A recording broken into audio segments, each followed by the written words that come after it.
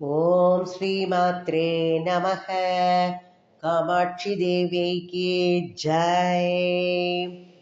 81வது ஸ்லோகம். வேதண்ட கும்படம் பர வைதண்டிக குச்ச பரார்த்த மத்யாய குங்குமருச்சே நமஸ்யாம் சங்கர நயனாமிருதாய ரச்சயாமக. வேதண்ட கும்படம் பர வைதண்டிக குச்சபரார்த்த மத்யாய குங்குமருச்சே நமஸ்யாம் சங்கர நயனாமிருதாய ரச்சயாமக. அம்பாள் எப்படி இருக்காளான்னா,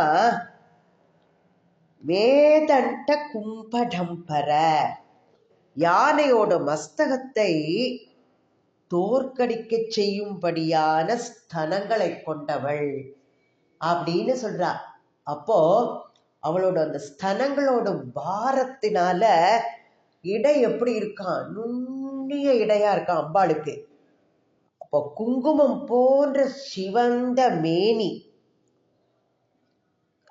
எப்படி இருக்கா அம்பாள். சங்கரரது கண்களுக்கு, நேத்திரங்களுக்கு ஆனந்தத்தை கொடுக்கக்கூடியவளாக, அமிர்தம் போன்றவளாக இருக்கின்றாள். அப்பேற்பட்டவளை நான் நமஸ்காரம் செய்கின்றேன். ரச்சயாமக அப்படின்னு சொல்ற. அமிர்தம் போல இருக்கின்றாள்னு சொல்லி இது பண்ற.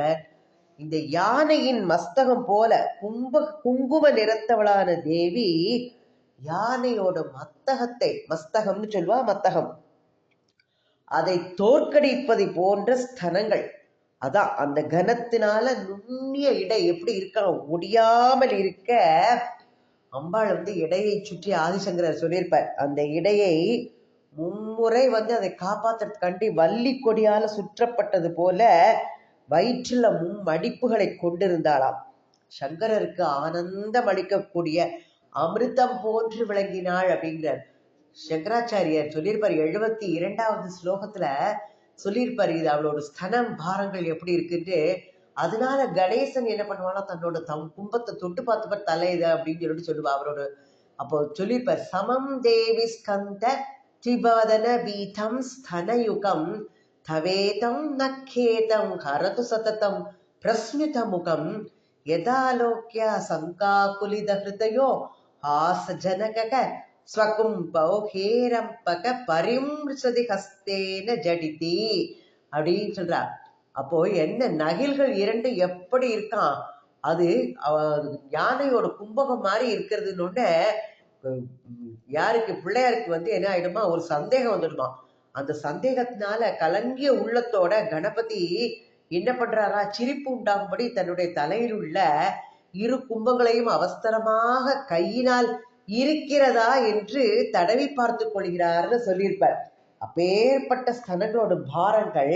இதை 80வது ஸ்லோகத்துல என்ன சொல்லியிருப்பாருன்னா, குச்சௌ சத்ய தடகடித கூர்பாச விதுரௌ கஷந்தௌ தோர் மூலே கனக கலசாபௌ கலயதா தவத்ராதும் பங்கா தலமிதி வலக்னம் தனுபுவா திரிதானத்தம் தேவி திரிவலி லவலி வள்ளி பிரிவ.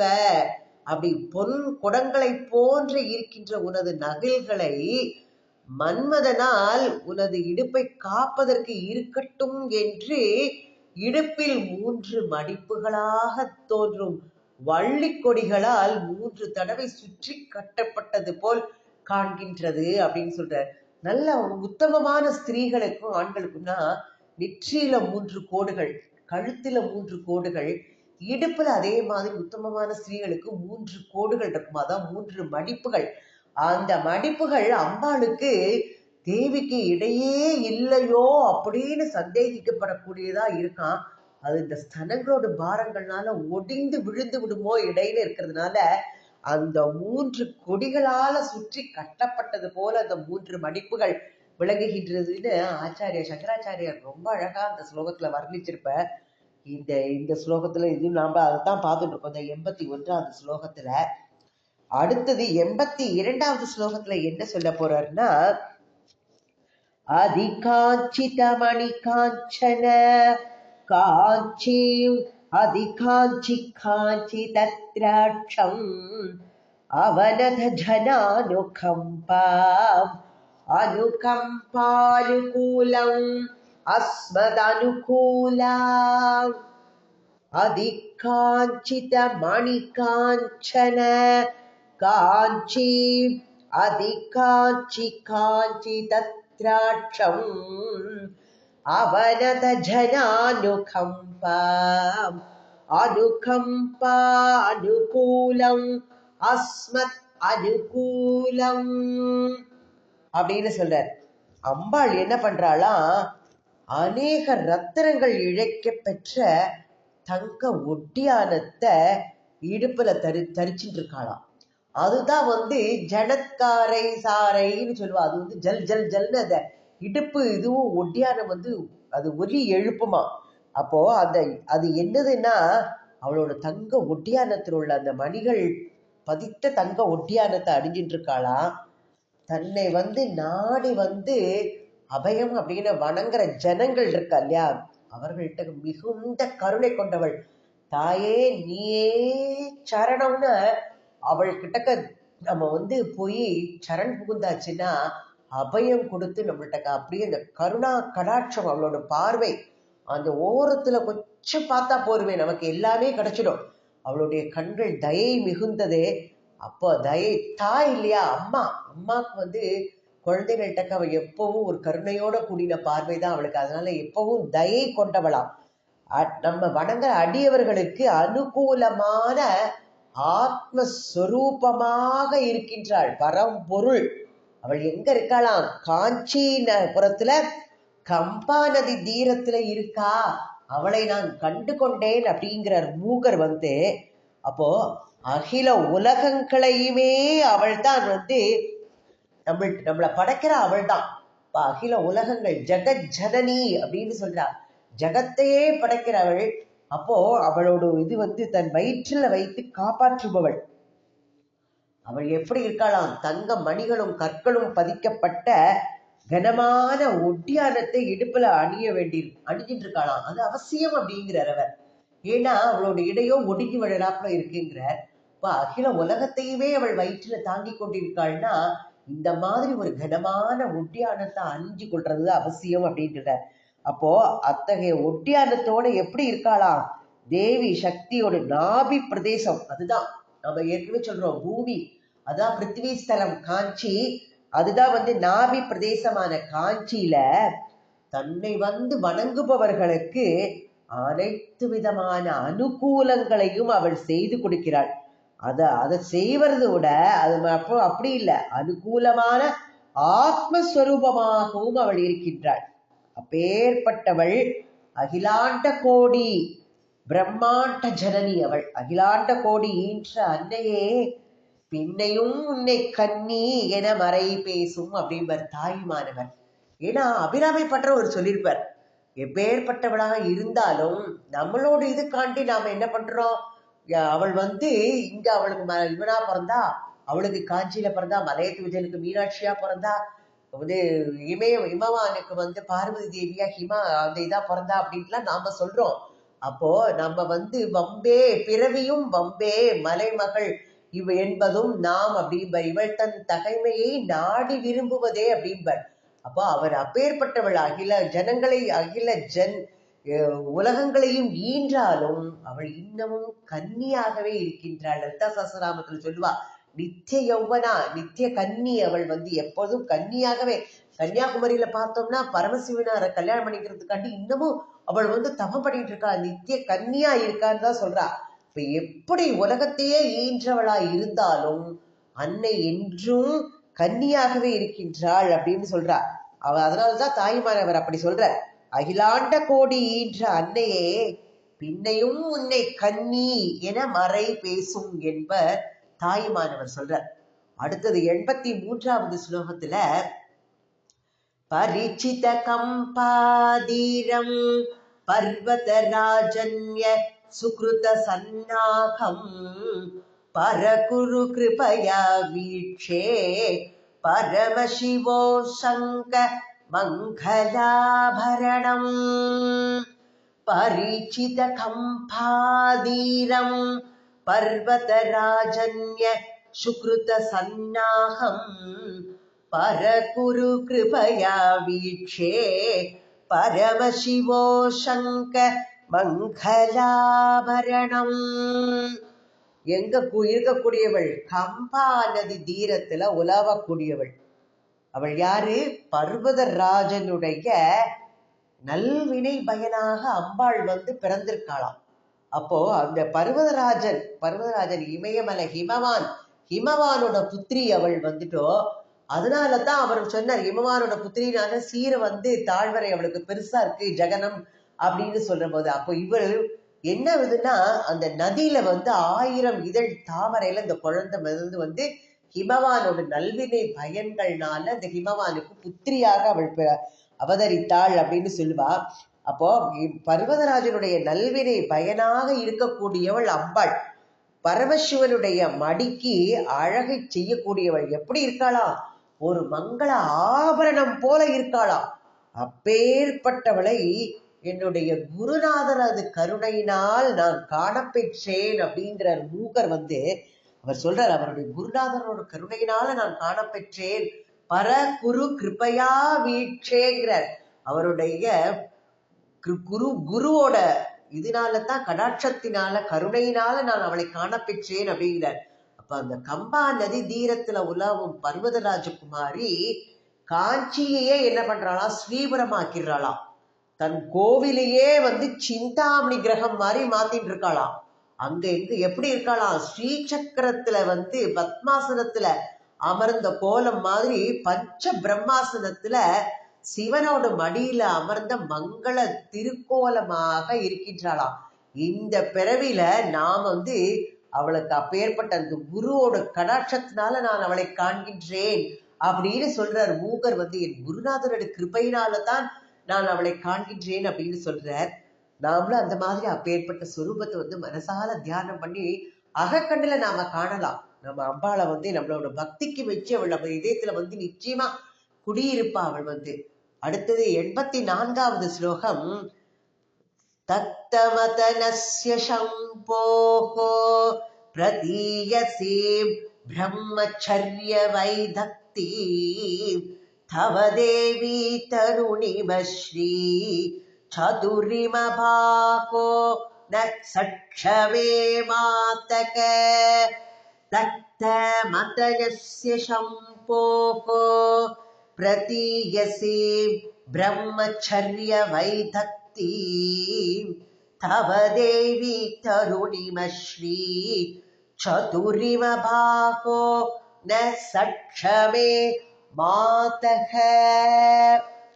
எப்படி இருக்கலாம்? ஸ்வயம் பிரகாசமாக இருக்கின்ற அன்னையே, ஓ தாயே அப்படிங்கிறார்.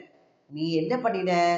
ஸ்வயம் பிரகாசமாக இருக்கின்ற தேவியான நீ மன்மதனை சாம்பலாக்கிய பரமசிவனுடைய மிக பெரிய பிரம்மச்சரிய விரத அனுஷ்டான திறமையை உனது யௌவன அழகு ஸ்ரீ அப்படிங்கிறார். யௌவன ஸ்ரீயோட அந்த முதிர்ந்த சாதுரியமானது அது அதனால அவளை வெற்றி கொண்டுட்டார். தன்னோட அழகுனால அவள் அவரோட பிரம்மச்சரிய விரதத்தையே அழித்தவள் அம்பாள் அப்படிங்கிறார். அப்போ அந்த விரதத்தை பங்கம் செய்தது அப்படிங்கிறது தாத்பரியமா சொல்லப்படுறது இதுல. அப்போ பரமசிவனுடைய பிரம்மச்சரிய விரதத்தை தன்னுடைய யௌவன அழகால அதை பங்கப்படுத்துற அவள் அதை பங்கப்படுத்தி அவரையே தன்னுடைய மணாளனாக ஆக்கிக் கொள்கிறாள் அம்பாள். இப்போ காமனை எரித்த அதே பரமேஸ்வரன் அன்னையோட தயவுனால என்ன பண்றார்? 6 தலைகள் 12 கரங்களுடன் உள்ள முருகப்பெருமானை பெற்றெடுத்து அந்த மூதறிவு படைத்தவனை தனக்கு குருவாக குமர குருபரன்னு ஏற்றுக்கொண்டார் இல்லையா? அதையும் இதுல நம்ம நினைவுபடுத்திக்கணும். இதத்தான் அபிராமி பட்டர் என்ன சொல்லியிருப்பாருன்னா, தன்னோட அபிராமி அந்த அதில அது எப்பேற்பட்டவள் அப்படின்னு சொல்றாரு. மொழிக்கும் நினைவுக்கும் எட்டாத நின் திருமூர்த்தி என்றன் விழிக்கும் வினைக்கும் விளை நின்றதால் விழியால் மதனை அழிக்கும் தலைவர் அழியா விரதத்தை அண்டமெல்லாம் பழிக்கும்படி ஒரு பாகம் கொண்டாலும் பராபரையே அப்படிங்கிறார். நெற்றிக்கண்ணால காமனை எரித்த சிவன் அவருடைய அழிக்க முடியாத யோக விரதத்தையே எல்லா உலகத்தாரும் பழிக்குமாறு அவருடைய இடபாகத்துல போய் வீற்றினியே அன்னையே அபிராமியே, நீ எப்பேற்பட்டவள், வாக்குக்கும் மனதிற்கும் எட்டாத உன்னுடைய உருவம் என்னுடைய விழிகளுக்கு செய்த பூஜைக்கு வெளிப்பட்டு எனக்கு நின்று காட்சியளிக்கின்றதே அப்படின்னு சொல்றார். அபிராமி பட்டரோட பக்தி ஸ்ரீவித்யா உபாசனைக்கு சமா. அப்புறம் அப்பேற்பட்ட சிறந்த பக்தர் அவர். இன்னும் என்ன சொல்றார், அதத்தான் சொல்றார். ககனமும் வாலும் புவனமும் காண விற்காமன் அங்கம் தகனம் முன் செய்த தவ பெருமார்க்கு தடக்கையும் செம்முகனும் முன்னான்கு இரு மூன்றென தோன்றிய மூதறிவின் மகனும் உண்டாயதன்றோ வல்லி நீ செய்த வல்லபமே அப்படிங்கிறார்.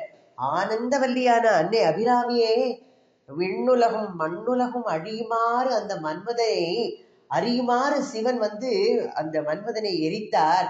ஆனால் நீ செய்த அருள் செயல்னால அப்பெருமானுக்கு 6 முகங்களும் 6 கரங்களும் உடைய ஞான குழந்தையே பிறந்தானே. என்னே உனது அன்பு, அதான் தாயின் கருணை அப்படிங்கிறது. அதான் தயை கொண்ட தன்னை அண்டியவர்களுக்கு தயையுடன் அவள் காப்பவள் அன்னை.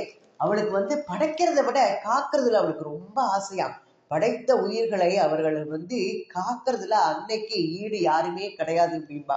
அப்பேற்பட்ட காக்கும் தெய்வமாக இருக்கக்கூடியவள் லலிதா. நவரத்ன மாலையெல்லாம் சொல்லுவா, எல்லா இதாக இருந்தாலும் காக்கும் தொழில் அவளுக்கு மிகவும் இஷ்டமான தொழிலாக செய்யக்கூடியவள் அவள். அவர் அடுத்தது 85வது ஸ்லோகத்துல என்ன சொல்றாருன்னு பார்க்கலாம்.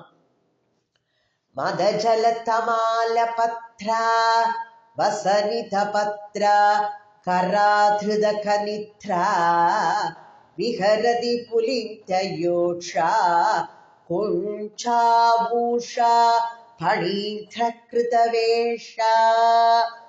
மத ஜல தமால பத்ரா வசனித பத்ரா கராத்ருத கனித்ரா விஹரதி புலிந்த யோஷா குஞ்சா பூஷா பணீத்ர கிருதவேஷா. மத ஜல தமால பத்ரா, யானையோட மஸ்தகத்திலிருந்து ஒரு நீர் சுரக்கும். அந்த யானையோட மத நீர், அந்த மத ஜலத்தினால எது தமால பத்திரம். அந்த தமால பத்திரம்னா இலை. அந்த தமால இலையை குழைத்து அதை திலகமாக அந்த மத ஜலத்தினால் சித்தரிக்கப்பட்ட திலகாதிகளை அலங்காரமாக அணிந்து கொண்டவள். இன்னும் என்ன பண்றாளாம், அடுத்தது இலைகளால் ஆன ஆடை உடுத்தியவள். வசனித பத்ரா அப்படிங்கிற இலைகளினால் ஆன ஆடையை உடுத்தியவள். கராத்ருத கனித்ரா அப்படிங்கிறார். இப்போ மண்வெட்டிய தோளில் வைத்துக் கொண்டிருக்கிறாளாம். விஹரதி புலிந்த யோஷா குஞ்சாபூஷா அப்படிங்கிறார். அப்போ குந்துமணியால ஆன மாலையை ஆபரணமாக பூஷணமாக அணிந்து கொண்டிருக்கின்றாளாம். பாம்புகள் பனீன பாம்பு, அந்த பாம்புகளை அதையும் ஆபரணமா தரிச்சுட்டு இருக்காளாம். குந்துமணியாலான மாலை.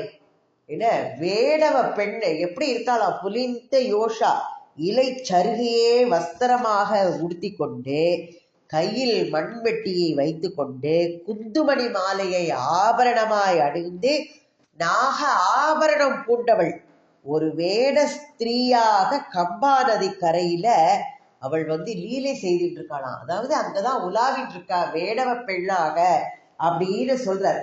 ஏன் இதுக்கு ஒரு வரலாறு இருக்கு. வேடவ பெண்ணாக அம்பாள் ஏன் இருக்கான்னா, ஒரு சமயம் பிரம்மா என்ன பண்றார், தேவர்கள்லாம் போய் பிரம்மாட்ட வேண்டிக்கிறார்.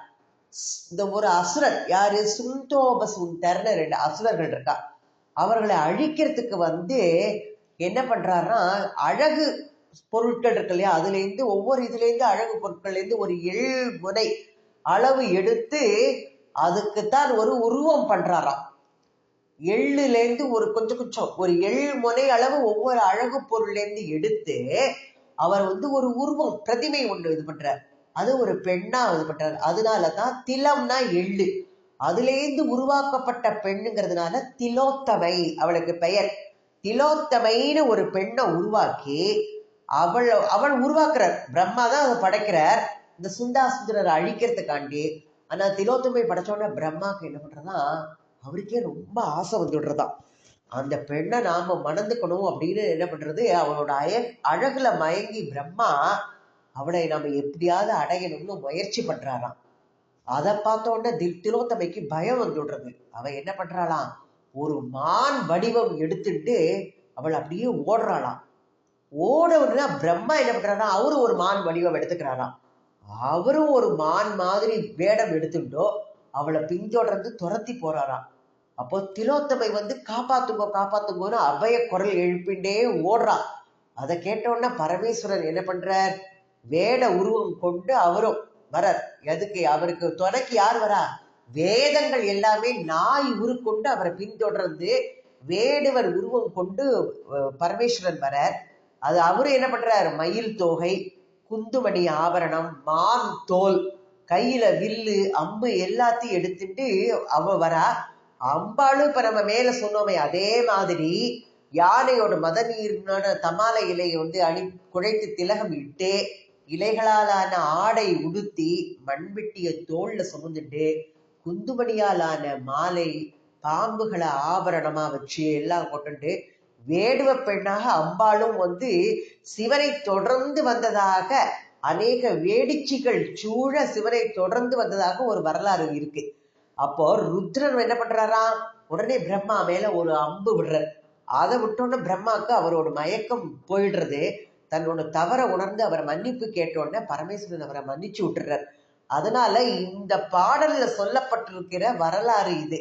அம்பாள் ஏன் வேடுவ பெண்ணாக எப்படி வந்தாள் அப்படின்னு சொல்லுவதற்காக இந்த வரலாறு சொல்லப்பட்டிருக்கின்றது. எவ்வளவு அழகா இருக்கு பாருங்க. சிவபெருமான் அம்பாளை காப்பாத்துறதுக்காண்டி அவரும் ஒரு வேடுவ உருவமா வேதங்கள் நாய்களா 4 வேதங்களும் 4 நாய் உருவம் எடுத்துட்டு அவர் பின்னால வரதான். அவரும் அதே மாதிரி உருவத்தோட கோலத்தோட வராருன்னு சொல்றா. அதனால அம்பாடும் சிவபெருமானை தொடர்ந்து வந்தான்னா, ஏன்னா அபய குரல் கேட்டோன்னே அவர் காப்பாத்துறதுக்கு ஓடி வரார். இந்த வரலாறு சொல்றதாக இந்த பாடல் அமைந்திருக்கின்றது. ஓம் ஸ்ரீ மாத்ரே நமக. ஓம் ஸ்ரீ ஆதிபராசக்தி மாதா கி ஜெய்.